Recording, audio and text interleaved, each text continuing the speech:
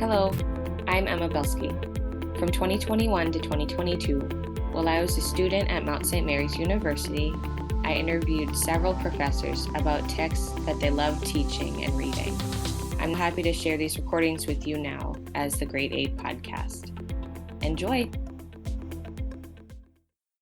Welcome to the Grade 8 podcast, a podcast through which we'll be having Mount professors discuss some of the great books of our Western culture and then some. My name's Emma Weinheimer. I'm a junior at the Mount. I'm a communication major, math and philosophy double minor. And Dr. Josh Hochschild and I will be meeting with guest professors to discuss these great books. Dr. Josh Hochschild is a professor of philosophy. And today we're going to be with Dr. Sean Lewis, who is a professor of English. Welcome to both of you. Thank you very much, Emma. Thanks for organizing this, Emma. I think this is a great idea. Thank you. Dr. Hochschild, why don't you tell us just a tiny bit about yourself? So I've been teaching at Mount St. Mary's for 15 years.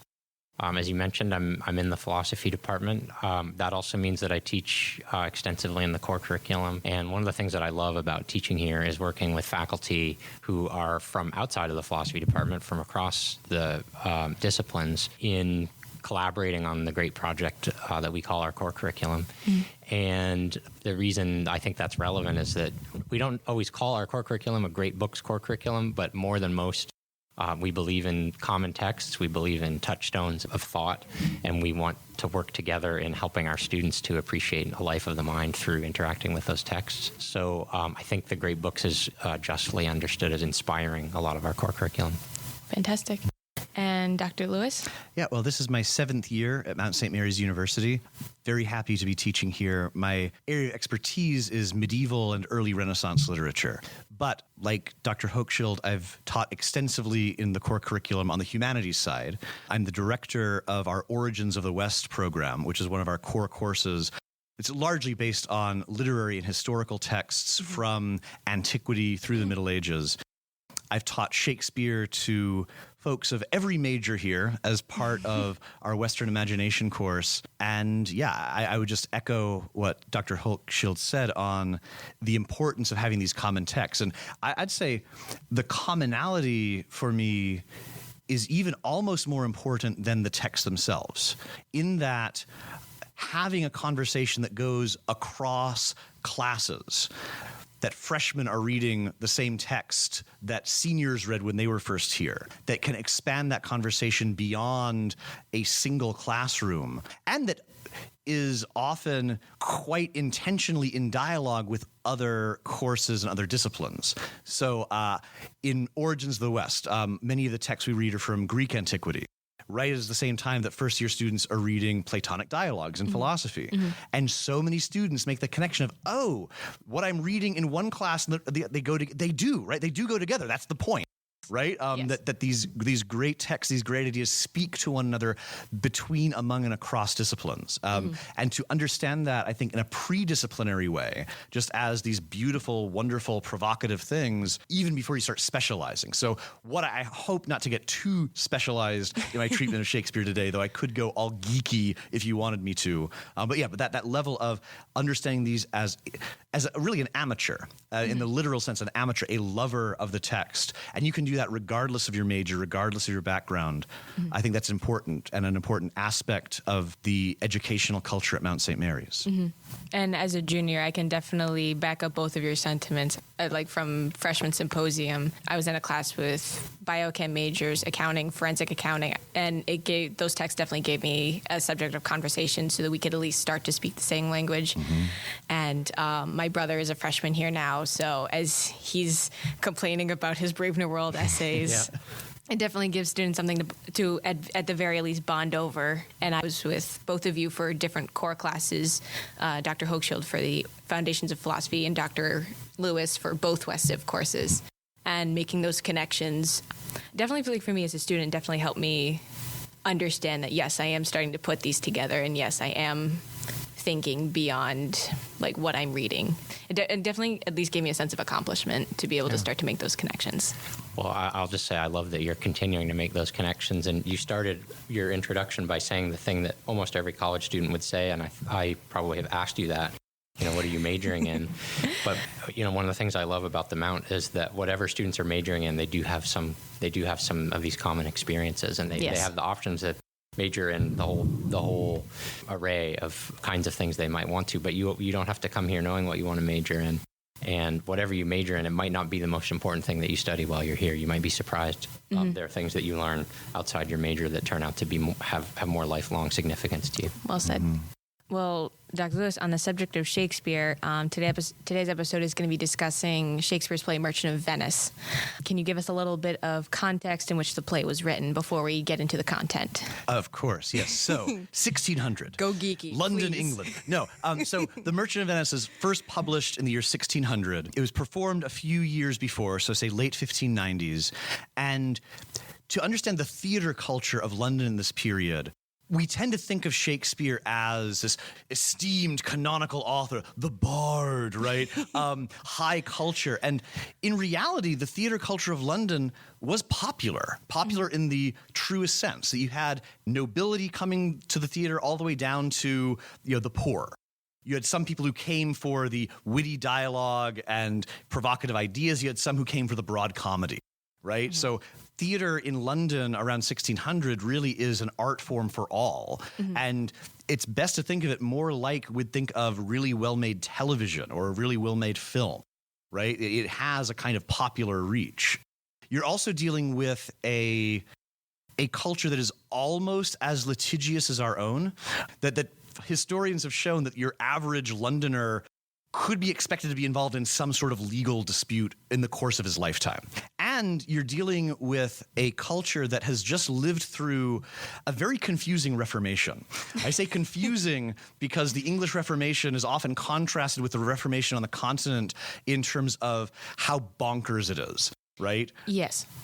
Okay, yes. So the religious then context here is that so Church of England is the official church of England, as you'd say. Elizabeth I is its head. It is a Protestant church, but it retains many practices that are too popish for the Puritans, right, who are outside of the Church of England trying to exert their influence, moving it in a more Calvinist direction. You also have recusants, so folks who still cling to the old faith of Roman Catholicism who are not part of this. Something that comes up in Merchant of Venice is religious othering, right, with a capital O. People who are not our religion, not our culture. We'll see that's an important part of this, of who's on the inside, who's on the outside. And I think it's important to note that in the context of Shakespeare's theater, there are many different ways in which a person could be outside that religious or cultural group. One way that would be very hard to be on the outside, though, for someone actually living in London, is to be a member of the Jewish people. From the expulsion of the Jews under Edward I, you didn't have an established Jewish community in England until the Puritan interregnum under Oliver Cromwell. So even though London is a center of trade, it's possible that Shakespeare met a Jewish person. We don't know for a fact, right? So there was not a Jewish community here like there was in Venice, where this play is set. And so this tension between Christian characters and Jewish characters forms a center to a lot of the action of The Merchant of Venice. But I think it's important that in Shakespeare's context, he may be thinking of who's in my camp, who's outside of that, along more, I guess, traditionally sectarian lines within Christianity. And then I guess you could say also, like, whose camp am I not in? Exactly. So not just thinking who's not in my camp, but whose camp am I not in? Right, and how you construct your own identity in opposition to various factions. Now, one thing that you couldn't do a lot of in Elizabethan England, though, of course, was speak out about such matters. There was, highly enforced censorship throughout Elizabeth's reign. And so much so that plays are censored. You have rules about what can be put on stage and what can't be. Now, how these are enforced is a matter of scholarly debate, right? You often have cases of a play that's put forward and you go, whoa, this seems way too political. So they rewrite it to be set in ancient Greece, and then it's okay, right? But the point is that I think one of the best perspectives on Shakespeare is that he's thinking through very potent religious, political, philosophical, cultural questions and problems through his drama, right? You can't discuss a provocative thesis in a public debate for fear of getting put in prison. But you are trying to suggest that he may be discussing something provocative, or that he may have a political or religious or some combination of message that he wants to at least put out there, if not too forcefully? Absolutely. And I'm of the mind that I get very uncomfortable when people start saying, so what Shakespeare says is X, Y, or Z. Right? Because we don't have his diaries, right? We don't have his personal thoughts. What we have are his plays, his public works. Right. They're very philosophical in the sense of raising questions and problems without giving a straightforward answer, right? It's up to us as the audience to try to work through. It's up to the production to see how you want to play this. But they are dealing with some realities that are particularly relevant to Shakespeare's time and place, but also I think have more universal relevance moving forward with new audiences and time, which, by the way, is one of the things I think makes a great book, something that has complexity and depth to speak to a more general human concern that may be read in different ways by different generations of readers, and yet stand up to those different readings and still have more to give. I think that's really well put. Yes. Maybe for our audience and even for us, part of this podcast with you, you could briefly summarize what is the plot, and then maybe we'll hear from you about how Shakespeare uses that story to do something for his audience. Maybe like contemporary television or films, Shakespeare didn't write any of his own plots. This is an important thing to take away from Shakespeare. Oh, is that why there's this theory that Shakespeare didn't actually exist and he's actually a conglomeration? But I don't fully buy into that. But that's part of the whole that's a much more stupid theory? argument. No, okay. no. I mean, if you want, do you want to briefly go down that road? Why not? No, or why not? Later. Maybe later. Okay. So maybe later we'll get back to This is an interesting point, though, because I didn't know this either. I mean, I know that he inherited plots, and there were common plots that were often reworked. But what do you mean specifically by that he didn't write his own plots? He didn't write his own. Okay. Given a commission, you need to do a story about this, or you need to do your version. No, in this sense, right? Okay. That Shakespeare is writing like a lot of great writers write, in dialogue with other texts, right? So the Riverside Shakespeare, and just in the, this is where you can get any introduction, right? That the two plots of Merchant of Venice, there are two main plots. One's coming from an Italian prose work called Il Pecorone. One's probably taken from the Gesta Romanorum. So like he's reading other works of literature, works of history, and these are inspiring plots. What I mean by he doesn't write his own plot, he's not inventing this from nowhere, right? He clearly has inspirations for this. Where his genius really shines, though, is in how he reworks them and incarnates them with specific characters, right? So for any Shakespeare play, you're going to find some source for the plot. But what he does to it and how he modifies it with characters, that's all Shakespeare. Sure. And that's where I think the real excitement comes. So the plots of Merchant of Venice are twofold. I'll start with the second one that comes up in Act 1, Scene 2. And one of the plots is sort of a kind of fairy tale romance plot.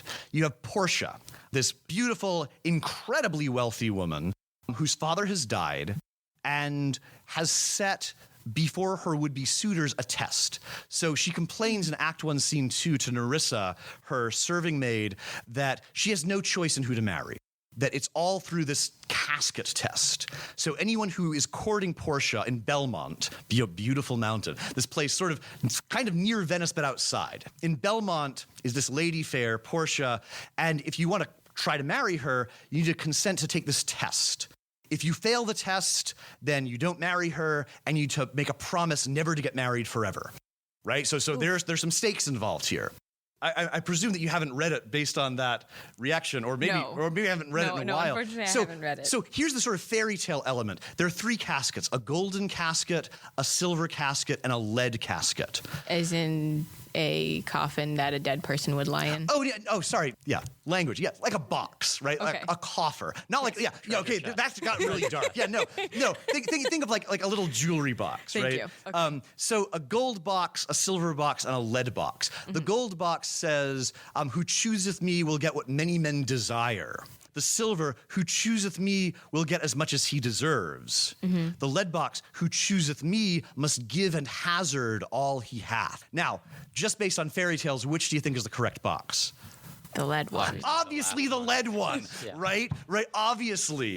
And so one of the fun things in this is that you have two would-be suitors come and choose gold and silver to show how this failure works. And again, it's not that complex to get the message, right? Judging based on appearances versus the real worth of something and putting yourself out there. So that's the kind of fairy tale B plot initially.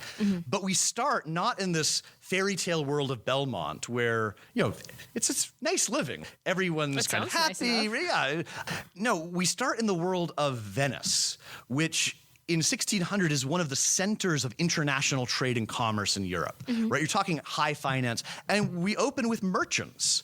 So a way to think of the Merchant of Venice, this is opening in like the world of high power Wall Street stockbrokers, folks who are gambling a lot to try to make a lot. And the plot opens up with the Act 1, Scene 1, in which the fellow who's ultimately going to win Portia's hand, Bassanio. So Bassanio, if you want to make a quick protagonist, Bassanio's the protagonist, right? He wants to marry Portia. There's indications in Act 1, Scene 1, Act 1, Scene 2, and later on in Act 2 that Bassanio and Portia have known each other before. They've seen each other before, right? So there is a pre-existing relationship. To give you one of the sweeter ones, Act 1, Scene 2, Nerissa, Portia's serving woman, goes through all of these suitors who've come and they're sort of making fun of them. Good laugh. And then Nerissa says, "Do you not remember, lady, in your father's time, a Venetian, a scholar and a soldier that came hither in the company of the Marquess of Montferrat?" Portia, yes, it was Bassanio. At least I so think he was called. Nerissa, true, madam, he of all men that ever my foolish eyes looked upon was best deserving of fair lady. And Portia responds, "I remember him well, and I remember him worthy of thy praise." So there already has been some conduct between Portia and Bassanio. Here's the problem. Bassanio is flat broke. And he's not flat broke through any kind of misfortune. It seems to be through a problem with incurring debts. So the opening, he's going to Antonio, an older merchant here in Venice. He's referred to as a kinsman once in the text, but then they seem to drop that convention. But this older gentleman who has lent him extraordinary amounts of money. Bassanio says in Act 1, Scene 1, around line 130, when he's talking to Antonio, "'Tis not unknown to you, Antonio, how much I have disabled mine estate by something showing a more swelling port than my faint means would grant countenance." Right? He's overspent himself, right? He likes the finer things in life. "Nor do I now make moan to be abridged from such a noble rate. But my chief care is to come fairly off from my great debts, wherein my time something too prodigal hath left me gauged. To you, Antonio, I owe the most in love and in money. And from your love, I would have a warrant to unburden all my plots and purposes, how to get clear of those debts I owe." So how are you going to get out of debt? "In Belmont is a lady richly left, and she is fair, and fairer than that word, of wondrous virtues." He says, "Sometimes from her eyes I did receive fair speechless messages. Her name is Portia, nothing undervalued to Cato's daughter, Brutus's Portia." So classical reference there. But this complicates matters because even though this is my own reading, I think there is something like sweet and romantic and genuine here between Bassanio and Portia. But the way that he's selling this to Antonio is, I gotta have another one of those loans so I can court her. You roll your eyes, right? Yeah, so, because again, you're going up against literal princes trying to win her hand. This is true. And so you're taking another loan from Antonio to do this. Yeah, Dr. Hochschild? Well, I was just going to say, I find this enthralling, and your passion for the play is, I want to take a whole class on it with you, but I'm worried that we don't yet have an overview of what the play is about. Sure. So the play is about this, which I was just getting to before you interrupted me. No, I'm sorry. No, of this. So, I see. Let me say this much more, though. The setup that you've given makes it very clear that personal stakes, risk, gamble, or realizing that if you make the wrong choice, you might lose a lot. So all of those seem to be themes that you've set up right from the start. And yeah, I'm curious, are those the themes that are carried through? And what is, if people were given the very short plot summary, what happens in the play? Right. Well, Antonio doesn't have the money. As a good merchant, all of his ventures, he doesn't have any liquidity, right? He invested all over. But he takes out a loan on Bassanio's behalf with an enemy of his, Shylock, who's a moneylender. a Jewish moneylender whom Antonio hates, and hates to a level beyond what like common 16th century anti-Semitism would have, right? Shylock talks about how Antonio publicly berates him, spits on him in public, but apparently he has nowhere else to go. So Antonio takes out a loan of 3,000 ducats, which, that's fake money to us. I did the calculations, is a little over $2 million, right? So a substantial loan. And Shylock, for his part, says that, let's make this fun. He says, to buy his favor, I extend this friendship, saying, okay, I won't take interest on this loan, but how about this? If you forfeit, and Antonio's sure, there's no way I'm forfeiting. I'll get back thrice that money next month. This is just like Shylock poking fun at him in a merry jest, right? Let forfeit be nominated for you of an equal pound of your fair flesh, to be cut off and taken from what part of your body pleaseth me. So, Antonio, if you forfeit on this, I get to cut a pound of your flesh off. And Antonio takes that, thinking that he'll be safe. Maybe thinking that he doesn't really mean it, or that he's just... Or it's an empty threat. Yeah, he says, content of faith, I'll seal to that bond and say there's much kindness in the Jew. Again, Antonio hates Shylock, and he says so to his face. Shylock knows that, and apparently this is either a kindness on Shylock's part. Shylock has a merry jest, right? This is going to be a joke to try to make amends with you. But there's no danger in that happening. Well, Bassanio takes the $2 million and successfully wins Portia's hand, right? He chooses the lead casket. Unfortunately, something has happened between now and then. Shylock's daughter has eloped with a Christian with the help of Antonio. Oh, right? So his daughter is now stealing a lot of his money. And there's a turning point here in Act 3, Scene 1, in which Shylock suddenly realizes, you know what? I'm going to hold Antonio to his bond. It seemed to be a joke before, but now, I'm not going to use profanity on this podcast, but you know what? I'm going to take that pound of flesh because that bastard deserves it for helping take my daughter away and my money. And suddenly, we have mortal stakes. Bassanio gets a letter from Antonio saying, hey, I'm going to be killed, but please come back to Venice if you want, kind of in this weird passive-aggressive way. And so Bassanio goes back to be with Antonio at the trial. The climax of this whole play is Act 4, which is this trial. And in a twist that you might see coming in Shakespeare, a young lawyer comes to try to decide the outcome. One young Balthasar, who's Portia in disguise. So as with a lot of Shakespeare's heroines, you get Portia dressing as a man, going into this court of law and essentially presiding over the hearing. And so these two plots are then woven together, the kind of serious, tragic, high-stakes finance plot of Venice and the world of Belmont coming together. And where it turns is this famous quality of mercy speech, right? Portia talks about mercy, how beautiful mercy is. It's worth reading part of it. The quality of mercy is not strained. It droppeth as a gentle rain from heaven upon the place beneath. So for the sake of time, just like the Jew has to be merciful. And he says, no. Right? I don't need to be merciful. The law upon my head, I have this bond. And she has some mixed motives in asking for mercy. So, there could be some lovely theological purity there, but she's going to get something out of his mercy, all right? Oh, yeah. And that's, I think, one of the complexities I want to get to here. So you chide me for loving the text too much. I'm sorry. So the turning point here is that she rules that, yes, the Shylock is entitled to a pound of his flesh, cut off from the part nearest his heart, but the bond says nothing about blood. So take that pound of flesh. Go ahead, cut away a pound of flesh. But if you spill one drop of blood, the bond is forfeit, and now Shylock is on trial for putting the life of a Venetian at risk. Right? So that's the big twist, right? This kind of legal technicality, loopholes. This loophole, yeah. And then you have a twist which, for contemporary audiences, can be really hard to look at. Then suddenly, so Shylock says, you know what, fine. I forfeit it, I'm leaving. But then Portia really holds him to it, saying, no, now you've threatened the life of a Venetian citizen, now your life is on the line, unless Antonio shows you mercy. So Antonio says, of half his goods, I'm content, so long as he makes his daughter and his new son-in-law his heirs. And one more thing, he has to become a Christian. Throughout this play, right, Shylock has prided himself on being Jewish. Mm-hmm. He's been persecuted for it, spat upon by Antonio for it, but it's part of who he is, being one of these religious others. And even that is taken away from him. And particularly in the 21st century, That's a really hard thing to play. What's even harder to play is then Act 5, right? There's this kind of comic ending to this like deathly serious moment where Shylock is not just stripped of his wealth, but his own religious identity, which again, if you think about Shakespeare's original audience, some of whom might be secretly Catholic or Puritan, that's a palpable sign. But then the plot resolves in a way that might be kind of surprising for that plot summary that I just gave, that Portia has given a ring to Bassanio, like an engagement ring, and say, you don't part with this.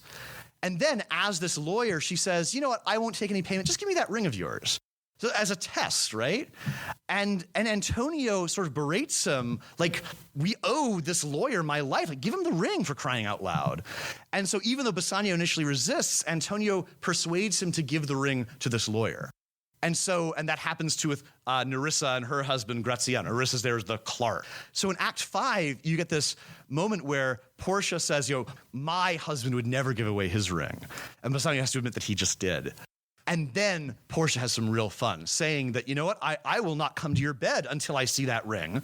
I'm not going to consummate this marriage, so we're not going to be technically married. So all that money you think is yours, if you're not technically married, you still can get that annulled. Putting Bassanio in the crosshairs and then saying, you know what, I'll just lay with that doctor of the law. He has the ring, so I'll sleep with him. And then she ends up, Antonio steps in, you know what, forgive him. She says, fine, I'll be merciful. And here, take this ring.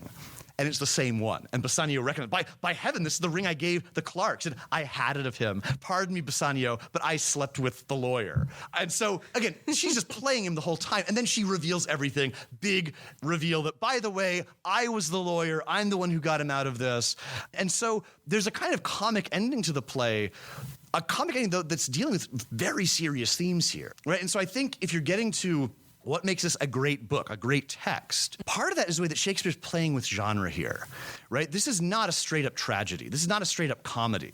It's really hard to produce this play without having the scenes with Shylock be, like, really tense, as well as really filled with pathos. I mean, this is an important point that I think gets to some of the moral imagination of the play too, that Shylock is an antagonist, right? He's against the people we're supposed to be rooting for, right? These Venetians who overextend their credit and spend money that's not theirs and don't really show a lot of mercy to people outside of their friend group. But so Shylock's the antagonist, right? We're not supposed to be rooting for him.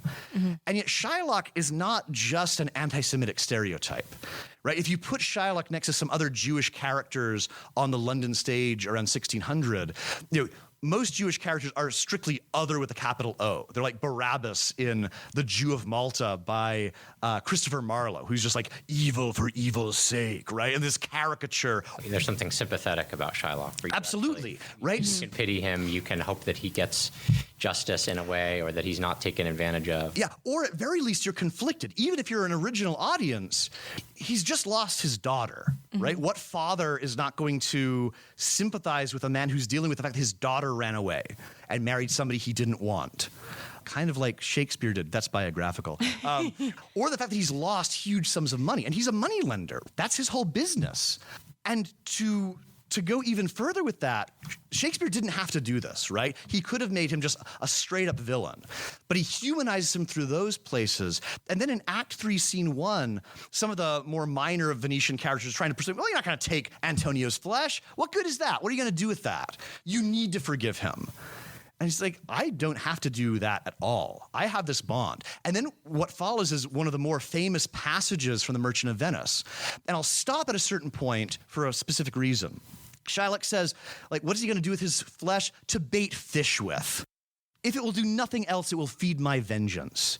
He hath disgraced me and hindered me $500,000. So again, he's cost about $350 million worth of business. He's laughed at my losses, mocked at my gains, scorned my nation, thwarted my bargains, cooled my friends, heated mine enemies. And what's his reason? Why has Antonio done all this? I am a Jew. Hath not a Jew eyes? Hath not a Jew hands, organs, dimensions, senses, affections, passions? Fed with the same food, hurt with the same weapons, subject to the same diseases, healed by the same means, warmed and cooled by the same winter and summer as a Christian is?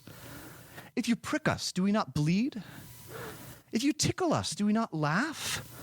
If you poison us, do we not die? And I'll stop there because that is such a beautiful portrait of a kind of human ethic. Like beyond our religious differences, our ethnic differences, aren't I a human being? Is the only reason he hates me is because I'm a Jew? Aren't I human like he is? And so this passage, I think, has been justly excerpted as speaking for a kind of humanist ethic of looking beyond the differences of your supposed other or enemy and saying, like, he's also a human being. So I think that one of the things that The Merchant of Venice does that makes it so great is that it imagines an antagonist who is still very human and very sympathetic. Yeah. You can root against Shylock, but it's really hard to outright hate him as though he's a villain. He's a human being just like you are. And if it were at that, you might be left the kind of superficial, oh, we're all human, right? Which I mean, I believe in that ethic firmly, but at the same time, Shakespeare never lets the plot get away from him because note what happens right after that, right? So I'm a human just like all of you. And if you wrong us, shall we not revenge? If we are like you in the rest, we will resemble you in that. If a Jew wrong a Christian, what is his humility? Revenge. If a Christian wrong a Jew, what should his sufferance be by Christian example? Why revenge? The villainy you teach me I will execute, and it shall go hard, but I will better the instruction. Whoa, now that's chilling. To say, if I'm like you in everything, I'm going to be like you in revenge, right? You have taught me how to behave. If I wrong you, you take your revenge on me. So you know what? I'm going to do it right back to you. And that's what I think is so beautifully complex here, right? Shylock is a very human character. That's arguably part of a humanistic ethic, right? Right. That you should, I mean, I'm not a Kantian, but Kant said you shouldn't act in such a way that you couldn't universalize that other people act that way. So even if you think someone's acting wrongly, you can help show them that they're acting wrongly by saying, how would you like it if Guess I what? did that to you? Yeah, Right? You Christians do this to Jews all the time. I'm going to be a Jew doing it to a Christian. Right. Yeah. So again, I think that Shakespeare's dramatizing on stage a really powerful ethical observation. If you treat the other in a way that you yourself wouldn't be treated, well, first off, that doesn't seem to be terribly Christian, right? Do unto others as you would have them do unto you. There's also a biblical text I want to get to in a second. Anyway, I think that Shakespeare writes this complex play that isn't a straight-up tragedy, isn't a straight-up comedy. You have tragic and comic characters inhabiting the same world, which is our own world. Could be Venice in 1600, could be Lower Manhattan in 2020. Part of what makes this play so problematic is that you have these like more general plot points being incarnated in the messy world of a market economy where people have to risk things and sometimes fall afoul of that risk. And so, and even in this plea for mercy, a less charitable reading towards Shylock would be, okay, Shylock is all for the letter of the law, and he needs to learn this lesson about mercy. And so the Christians triumph, they're the merciful ones, case closed. Can I ask a question Please, at this point? So this is a philosophy professor question, but I think philosophy professors need English professors to help answer it. It's commonly thought, and your last comment actually sort of suggests this, right, that this is a common assumption that maybe needs to be challenged, that justice and mercy are opposed, right? And arguably Shakespeare is designing this play to challenge that. But does he successfully challenge that? Does he show in the end that true justice and true mercy ultimately lead to the same place? Or is there some sense in which one is superior and has to trump the other one, whichever? I mean, you see the question. So do you think this play provides an answer to that question, or does it simply articulate the question for us to keep puzzling over? Again, going back to a former comment, I'm really wary about nailing down and saying, and Shakespeare is saying this about justice and mercy, right? Fair. What I can say is that he is raising this debate. And this is why I think Act 5 is so important. This act that's ruled over by Portia. She's in total control. She's having fun at her new husband's expense. As an embodiment of justice. Pointing out that, okay, we Christians are all about mercy, but hey guys, you might want to be a little bit less lax in how you engage yourself to others, right? That justice still has a place here. In justice, she could say, okay, Bassanio, you promised not to give away my ring, so guess what? We're getting this annulled. And she doesn't. The play ends happily with the newlyweds going off to bed. Bum, bum, wow. But Graziano, he's a comic character, a friend of Bassanio, who also gets married. His last line here, well, while I live, I'll fear no other thing so sore as keeping safe Nerissa's ring, the ring that his wife gave him, who he also gave away, but gets back. And this, so the wives are showing their husbands mercy, but also sort of stressing that justice isn't nothing. That the fact that these Christian characters are so overextended in terms of almost presuming mercy. Yeah, I'll take out a $2 million loan. Can I pay it back? No. But hey, it'll be forgiven. The play, I think, suggests there's something wrong to that as well. If a central takeaway is be merciful, like if you want to do an overly simplistic thumbnail, that might be it. The quality of mercy is important. Mercy is important. But to presume mercy, to rely on mercy, right, to totally discount justice, that's also a mistake. And that's why I think Act 5 is so important. Portia toying with her husband just to underscore that you folks who rely too much on mercy have a lesson to learn as well. And this, I think, brings us to the Bible, if I may, because a fascinating intertext for this. This was serendipitous. I have the King James Version here, which is a great work in itself. Shakespeare, of course, would have used the Geneva Bible, but I don't have a copy of that on hand. But the text is more or less the same. And in the Catholic lectionary last week, this came up as one of the daily readings. So this is from Luke 6. And I'm sure that Shakespeare read this and thought about this because he entitled a different play after part of this. So this is Luke 6, starting at line 27. But I say unto you which hear, love your enemies, and do good to them that hate you. Bless them that curse you, and pray for them which despitefully use you. And unto him that smiteth thee on one cheek, offer also the other. And him that taketh away thy cloak, forbid not to take thy coat also. Give to every man that asketh of thee, and of him that taketh away thy goods, ask them not again. And as ye would that men should do to you, so ye also do to them likewise. For if ye love them which love you, what thank have ye? For sinners also love those that love them. But if ye do good to them which do good to you, and what thank have ye? For sinners also do even the same. And this is where it's interesting, because this is one of the passages that contemporary Christians would have pointed to say, oh yeah, usurers are evil. You don't lend at interest. And if ye lend to them whom ye hope to receive, what thank have ye? For sinners also lend to sinners, and receive as much again. But love ye your enemies, and do good, and lend, hoping for nothing again. And your reward shall be great, and ye shall be the children of the highest, for he is kind unto the unthankful and to the evil.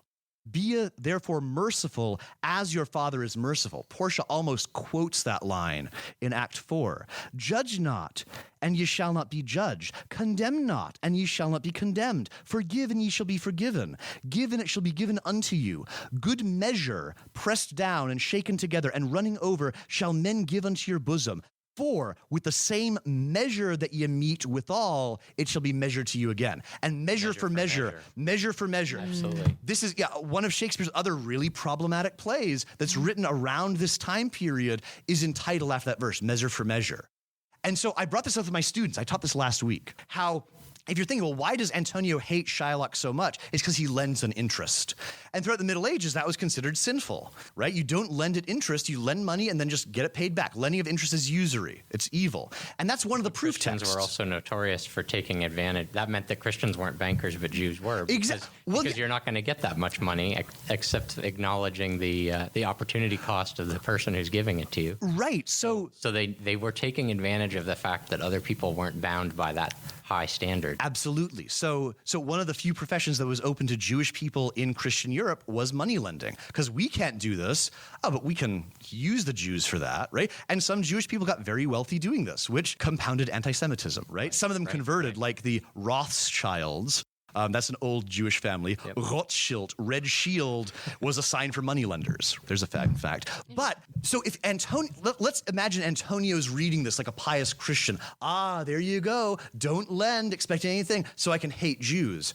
He's missed the entire point of that whole passage, right? Mm-hmm. Do good unto those who hate you. Love your enemies, right? It's like this character who prides himself on being a Christian, not one of those Jews, is one of the least Christian characters at the end of the day, based on this text. And I think that's another major takeaway from this, particularly for a Christian audience. Don't identify with the Christian characters so much that you lose sight that they're actually not following what's in the Gospel of Luke here. And even later on, that passage on, and why beholdest thou the mote that is in thy brother's eye, but perceivest not the beam that is in thine own eye? Worrying out about the problems in other people, not myself.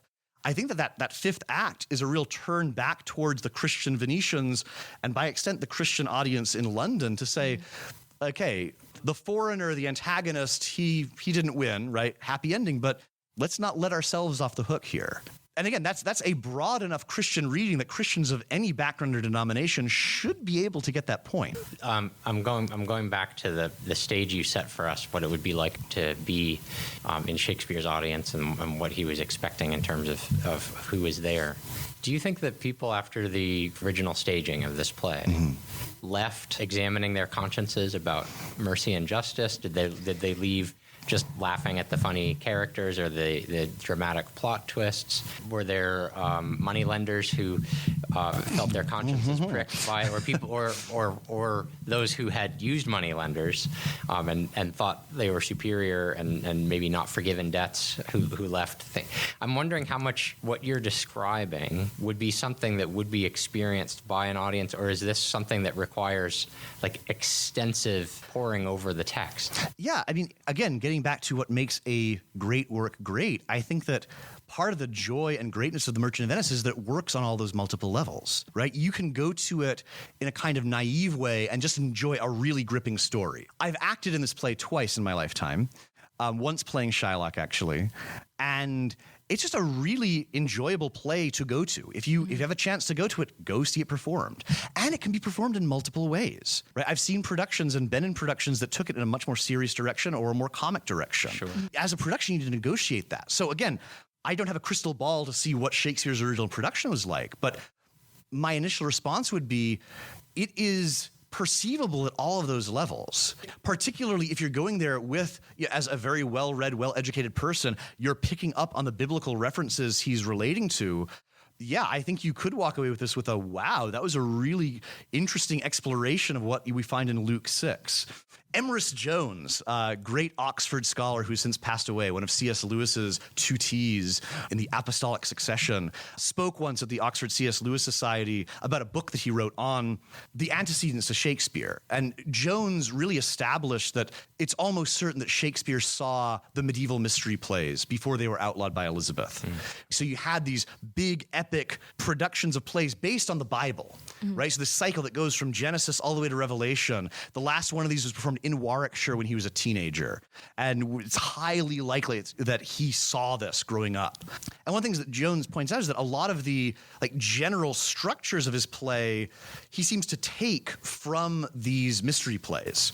So why were they banned, and what was allowed in plays that wasn't allowed in those mystery plays? Because it seems like you're suggesting that he might have been subversively trying to recapture something that went on, even though technically they couldn't be performed. Yeah, to recapture, but also to problematize, right? In this sense, that the mystery cycles were outlawed in Elizabeth's reign because they were religious. Partly they were part of this medieval past of England, back when it was in union with the Church of Rome. So it's part of our Romish past that we need to get rid of. So part of it was a reform move, but also just publicly performing religion could be controversial, right? Based on the religious landscape that I've painted. Most people in England are part of the Church of England, though there's these folks on the margin who are more Puritan or recusants who refuse to be part of the Church of England. Within the Church of England, though, there's a wide range of beliefs, from folks who are essentially Catholic, but for whatever reason are communing members of the Church of England so as not to incur fines or imprisonment, all the way to almost being Puritan, right? So this wide range. And so during Elizabeth's reign, there's a general policy of, you know what, just don't discuss it. Elizabeth has that line of not wanting to make windows into her subjects' hearts. Believe whatever you want in private, just in public, it's the Church of England. And so I think those mysteries may have been controversial because you've got these pre-Reformation staging of biblical scenes.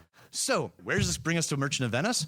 Jones has really demonstrated that the trial scene, you've got Antonio on trial, and then Portia, this female figure on one side, and Shylock, this antagonist on the other. That looks an awful lot like plays that would stage the fate of the soul after death, the judgment. So you've got this soul on trial for his eternal life. You've got the devil on one side, and then Mary on the other. That's another thing. Marian things don't tend to be the most kosher, let's say, in Reformed England. But you have this play where like the Blessed Virgin Mary is arguing for the state of the soul against the devil, and Mary wins. Huzzah. And so Jones said, look, this is like the same structure as the trial scene. You've got Antonio on trial for his life. And for an audience who saw these mysteries, that immediately calls in, I remember seeing this when I was a teenager. This is like that soul on trial play. And so it has this deep emotional resonance with lots of people. But where it gets more complicated is that's very different when you have really fully fleshed out human characters. This isn't the devil versus Satan. This is one human being versus another human being. And a person on trial who, is a mixed bag ethically. So I think that what Shakespeare, this is Jones' thesis, so I give him the credit. Shakespeare is able to tap into those like deeply resonant religious images that folks would have encountered in part through the mystery plays, but by setting them in the secular world, it makes them even more problematic, right? You can see Act 4 of Merchant of Venice as a type of this, trial of the soul after death, but things get much more complicated when you sort of actually feel for the antagonist because he's a human just like you. And Portia, everyone likes Portia. She's a great heroine, but some of her moves in the trial are kind of ethically suspect. If I had time, I'd go through that. But the takeaway, I think, is for an audience who is used to thinking of these things, as I think a lot of Elizabethans were, it would be hard to step away from this without thinking and discussing, at least to yourself, some of these larger questions. Who is in our group? Who's outside of it? How do we feel about those outside of it? How are justice and mercy related? And how should we go about living our lives? So one of the things I really like about doing a Shakespeare play is that it reminds us that when we talk about great books, that we're really including a lot of things under the broad category of book. And it's not just like you can make a distinction between, say, fiction books and nonfiction books, that even within literature, there are different kinds of things. We'll talk about epic poems, and this is a play. So we think of it now as a book, but as you've reminded us multiple times, this was something staged and performed. Other things that fall under great books could include myths that in their original form might not have even been written down. You've mentioned the Bible, which is it's a text. That also exists orally before. Yes, yeah, exactly. This is the medievalist in me, right? So many great books, like the Bible, exist as an oral tradition before they're written down. It's wonderful that we now have the technology that people can possess these things on paper and have access to them, or even through their screens, right? But I almost wonder if we've lost some of the sense of drama that you have helped to share with us as you think about The Merchant of Venice. I mean, you read some great passages, but it wasn't just that those are words on a page, but you're reminding us that this was part of a play. Do you have any advice for listeners who might want to think about how to kind of reanimate some of these texts and understand them in their original, not as books on a shelf, but as evidence of a whole world or space that they could have access to if they made the effort? I think that the easiest way to do that, and the first step, is just reading them aloud and reading them with a group, which is what we do here at Mount St. Mary's University. You do that in your classes? I do. Oh, yeah, he would call on us all the time when we read The Tempest for Western Imagination, and he called on people to play different characters. That's awesome. we would read it scene by scene together, and it was really fun. Yeah, so that's challenging. I bet a lot of students find that difficult. Yeah, I mean, I don't know. I've obviously had lots of experience with this when I was an undergraduate myself, but Emma, from the student's perspective, is that something that you all dread, or do you get through it and go, that was kind of cool? Well, there is that initial dread of, oh, shoot, I have to read aloud now, and I read it to myself, but now I have to actually articulate these words. So I definitely got that feeling the first time we ever read that out loud when we were reading The Tempest. But the more we practiced it, it was actually really fun, and I was really looking forward to either reading myself or listening to other people read, just because Shakespeare is it's so dense and it's so beautiful and complex. It takes a very close reading to be able to unpack some of these themes. So hearing it out loud with other people really helped. And if I may make a suggestion, don't just read it out loud, but I would argue you should support these Shakespeare productions. Yep. And if you're a theater major, make this your project. Yeah. Support your local theater, right? Go and see this perform. Yeah, and a lot of as I understand, a lot of these Shakespeare plays were written as political commentaries. So not that we don't need more plays written, but there's already a bunch of really good political commentaries that you can bring to the modern world. Like there's a lot of modernizations of Shakespeare. Oh yeah, and to go back to my alma mater, I earned my undergraduate degree at the University of Dallas, and there's a book co-edited by John Alvis and Leopoldo Alvarez, right, called Shakespeare as Political Thinker. And it's a collection of essays. And so in terms of political things, what's interesting, this would be an entirely different podcast, but what's interesting about that collection is the idea that because of all the censorship in Elizabethan times, Shakespeare is engaging in a kind of political philosophy through his plays. Now, again, I'm not comfortable saying, and that's why he says this as the best form of government. No, but he's clearly playing with those ideas, particularly in his history. Yeah, and in my limited experience with theater, that's one of the beautiful things about plays is that you can make these commentaries without explicitly stating them, and they need to be read and interpreted.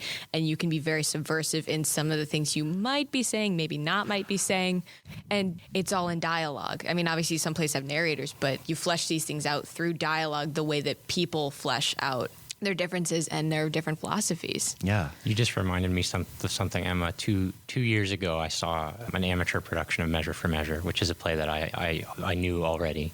And they chose an interpretation to modernize it and play the Duke as a Donald Trump figure. Whoa. Which makes him a very unsympathetic, it was their intention to make him a very unsympathetic character. And it was fascinating to watch that version of it. But I've also seen Measure for Measure done where the Duke is supposed to be a sympathetic character, right? And he might be doing things in a very Machiavellian way. We'll talk about Machiavelli on another podcast. But nonetheless, a sympathetic figure who is doing things for the good of a community. And it was fascinating to realize that even our own politics can be open to these different interpretations, right? If you start with an assumption, then you can confirm it through different observations. But if you look at things through a different assumption, you can see it from a different perspective, or at least imagine how others might see it from a different perspective. And that imagining how others could see from a different perspective is, again, I think one of the big takeaways of Shakespeare's art in The Merchant of Venice. Can you imagine how you would feel if you were a Jew in the Venice ghetto? Shakespeare has. He does the same thing. I won't quote it here, but in Othello, there's a speech in Act 4 that Emilia has that the structure of which is very similar to that of Shylock's speech in 3:1 that I just read. But focused on women. Shakespeare has imagined what it's like to be a woman. Can you imagine to be someone other than yourself? And that's what I think one of the great things that literature does. It allows you to imaginatively enter into the world of a different person and hopefully learn something about the world as a whole through that. Maybe don't demonize your enemies quite so quickly. Do you have a favorite movie version of the Merchant of Venice? Are there any good films? Because there are some Shakespeare plays with some famous film versions. Right. Branagh's Henry V, and there's a Much Ado About Nothing, I think, that's very good. And is there a film version? Yeah, our Shakespearean in the English department is Sarah Scott. And so I would yield to her because I have not yet found a film version that I thought really does justice to it. I've seen lots of stage productions that really balance that tragedy and comedy beautifully, but what I've seen is that particularly more contemporary productions tend to go very hard in the direction of Shylock is an oppressed, sympathetic character, so much so that all the other characters start looking really kind of grimy in comparison. And I think that loses some of the more lighthearted or comic or positive sides of the play. And the real ambiguities in the play. Yeah. It's not meant to be black and white, I don't think.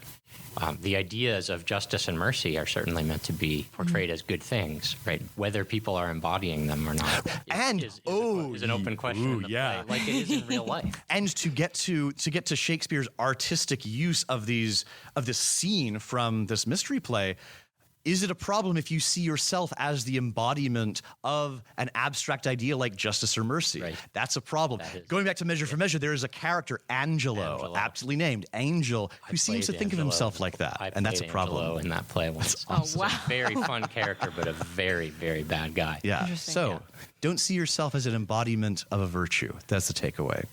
And that, I think, is a pretty safe thing that we could say Shakespeare seems to be saying this. Yes. Like, regardless of whatever takeaway you have from however a director stages a play, I think that's a pretty universal takeaway. Oh, yeah. Portia's a wonderful character. I really like her, but she's not the embodiment of mercy, clearly. Yeah. She's not quite Marion. No, not at all. This has been a great This was- conversation. Do you have a last question you want to ask? No, I don't think so. But this is a wonderful first episode. Thank you so much for joining us and giving us your time, both of you. Just for my own personal enjoyment, this was fantastic. And I really look forward to talking with Dr. Hochschild again and hopefully Dr. Lewis again. That'd be wonderful. Thank you so much, Emma. Yeah, of course. Thank you. Really appreciate it.